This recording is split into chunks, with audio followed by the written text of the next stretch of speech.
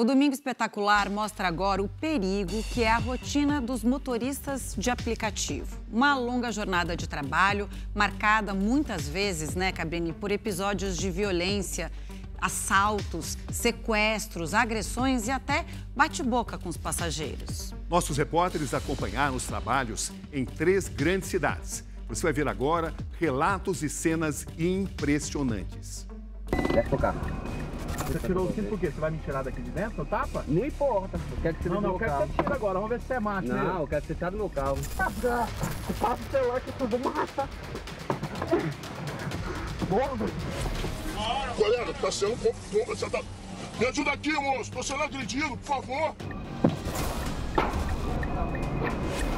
Sequestro, roubo, da incerteza que a gente sai e não sabe se volta. O de trás, o tempo todo com a arma na minha nuca.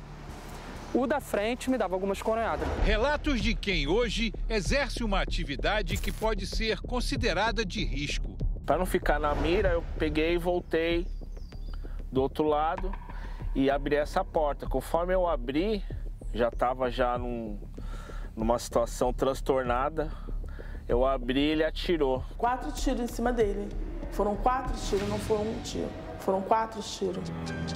Enfrentamos o trânsito de 3 metrópoles brasileiras para ouvir histórias de quem trabalha no sistema de transportes de passageiros que revolucionou a forma como nos deslocamos pelas cidades.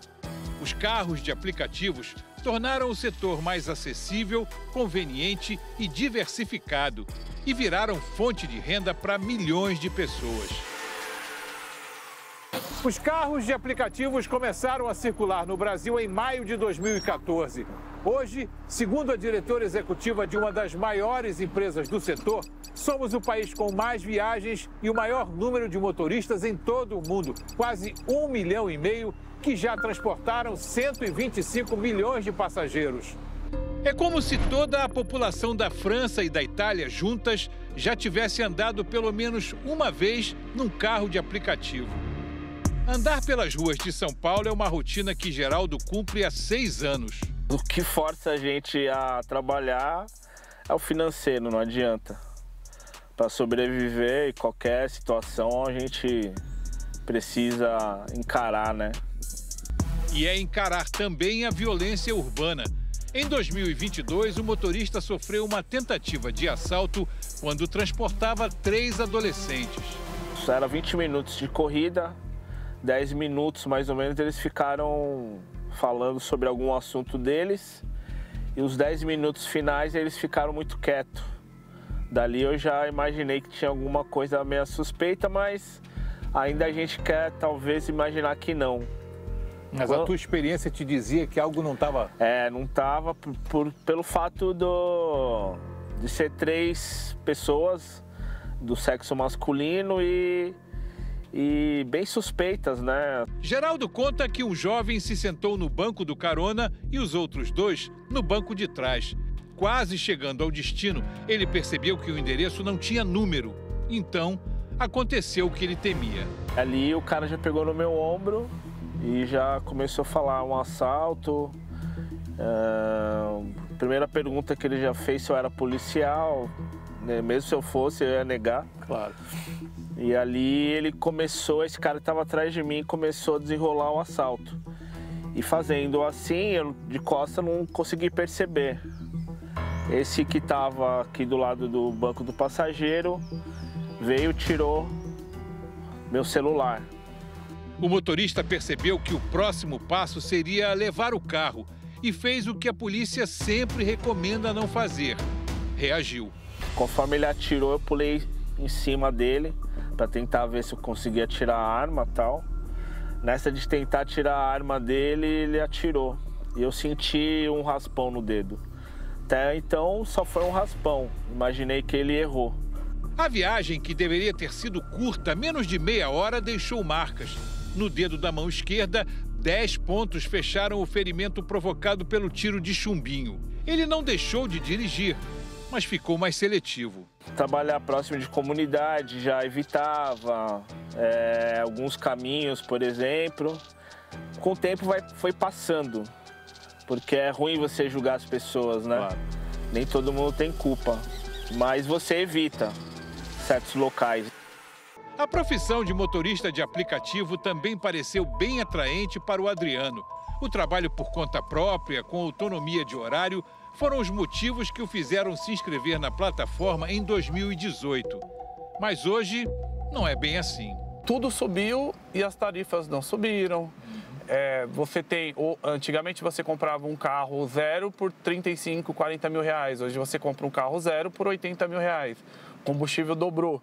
Então nós temos que trabalhar no mínimo aí 14, 15 horas para ver a cor do dinheiro. O Adriano diz que o período da noite para quem dirige carro de aplicativo é o mais difícil, porque é quando as coisas ruins, se tiverem que acontecer, acontecem. Por isso, ele e muitos motoristas contam com um parceiro, um aliado poderoso, que é uma câmera que mostra tudo o que está acontecendo aqui dentro. Essa câmera já te salvou de um bocado de situação, né? Já me salvou, já me livrou de problemas, tanto com o passageiro quanto com possíveis acidentes, né? Tipo, já teve... Inclusive, essa semana mesmo, teve uma situação que o cara quase bateu de frente com o meu carro. Então, numa situação dessa, você tem como se respaldar. As câmeras dos carros registram flagrantes de violência. Essas cenas impressionantes são de Goiânia. O motorista tenta se defender de um assalto. Chega a ser mordido pelo ladrão que se passou por um cliente. O homem queria arrancar o celular que estava no painel do carro. A polícia foi acionada e o criminoso preso. Também na capital de Goiás, um outro caso de agressão. O motorista sai com um pedaço de ferro na mão enquanto é seguido por este passageiro de camisa vermelha. Loucura, né? Loucura eu ter reagido, só que é instinto, né? A discussão começou por causa do cinto de segurança. O motorista decidiu cancelar a corrida. Você tirou o cinto por quê? Você vai me tirar daqui de dentro, tapa? Os dois saem do carro. O passageiro dá um soco nas costas de Gilvan, que revida a agressão. Em um momento, o motorista aparece com um facão na mão. Eu saí em luta corporal com ele, né? Eu peguei um conezinho que tinha de PVC perto do carro, corri para frente para tentar se afastar dele e ele continuou atrás, peguei a barra de ferro. Inclusive, tinha até 2 carros atrás, né? E um dos carros tem uma moça filmando. O passageiro foi embora e Gilvan registrou o caso na delegacia. Os danos físicos provocados por um episódio de violência, esses passam rapidamente, alguns dias, algumas semanas, mas as sequelas psicológicas duram mais tempo para serem curadas. E essa é uma história que a Larissa conhece bem. A cicatriz no pulso ainda está visível, mas os ferimentos na cabeça foram encobertos pelos cabelos e só podem ser vistos pelas fotografias tiradas há 3 anos. Frutos da agressão de um passageiro mal educado que tinha acabado de sair de um shopping. Chegou no meio do caminho e o rapaz abriu a sacola, que tinha acabado de comprar a caixa de som, e abriu para testar a caixa de som dentro do meu carro. Aí ele resolveu testar dentro do seu carro? Dentro do meu carro. Era o rapaz, 2 moças e uma criança que estavam no colo. E aí eles resolveram testar dentro do carro. E aí eu fui seguindo a viagem, falei bem alto que o som estava estrondando, os vidros estavam fechados, chega, estava estrondando mesmo, tipo, aquele barulho de estrondo nos vidros mesmo. Larissa pediu 2 vezes para que ele abaixasse o som, mas nada, até que ela tomou uma decisão. Aí eu falei, eu tô cancelando a viagem, estou encerrando a viagem, porque vocês não tiveram respeito comigo, testar a caixa de som no meu carro, eu pedi 2 vezes vocês desligarem e vocês não desligaram. Então, estou encerrando. Aí ele se irritou, falou pra mim assim, como é que é? Você vai cancelar a minha viagem? O que aconteceu a seguir foi algo que a motorista jamais poderia imaginar. Uma covardia que poderia ter custado a vida dela. Aí ele desceu, foi um pouquinho mais pra frente, pegou uma pedra e veio pra atacar no meu carro. Ele começou a bater no capô do meu carro, eu saí do carro, dei a volta e na hora que ele tava batendo na porta e ele começou a bater no vidro, eu peguei e puxei ele. Elas saíram do carro e falou assim, você não vai encostar nele. E me encurralaram na parede e do jeito que ele estava batendo no carro, como eu puxei, comecei a gritar socorro, socorro, e ele começou a bater em mim. Socorrida pelo cliente de uma oficina mecânica em frente, Larissa foi levada a um hospital. Depois de 2 semanas em casa, a volta ao trabalho não foi fácil. Se entrava 2 pessoas, eu já tinha aquela tremedeira, eu tremia a viagem inteira, era Era uma coisa assim horrível. O trauma continua? O trauma continua. Até hoje, vou fazer 3 anos, mas se algum passageiro falar um pouquinho mais alto comigo, eu tenho medo. Eu tenho muito medo. Aquele receio, assim, de acontecer tudo de novo. Vamos para o Rio de Janeiro. O repórter Diogo Menezes vai dirigir essa reportagem a partir de agora.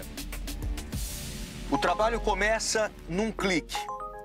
O motorista tem acesso às primeiras informações, como o local de partida, o tempo para chegar até o cliente, o destino, valor da corrida e até o nome e a nota de avaliação do passageiro.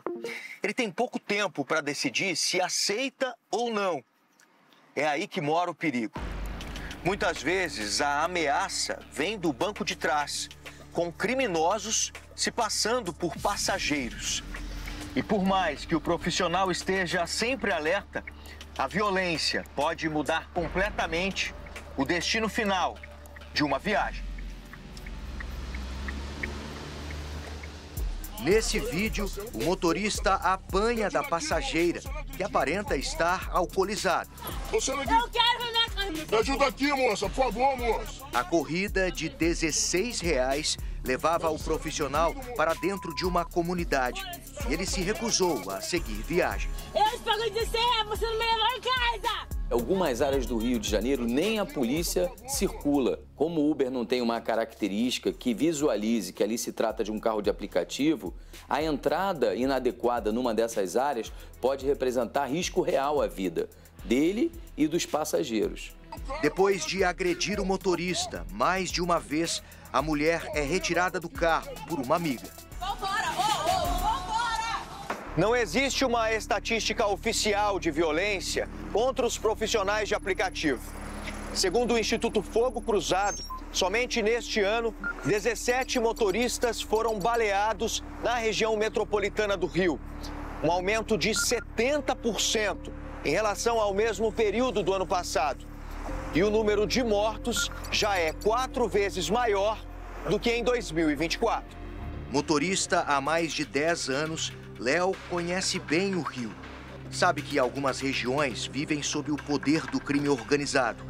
Traficantes impõem regras, como proibir a entrada de carros de aplicativo. Você já chegou em alguma rua com pichações que mostram? Já.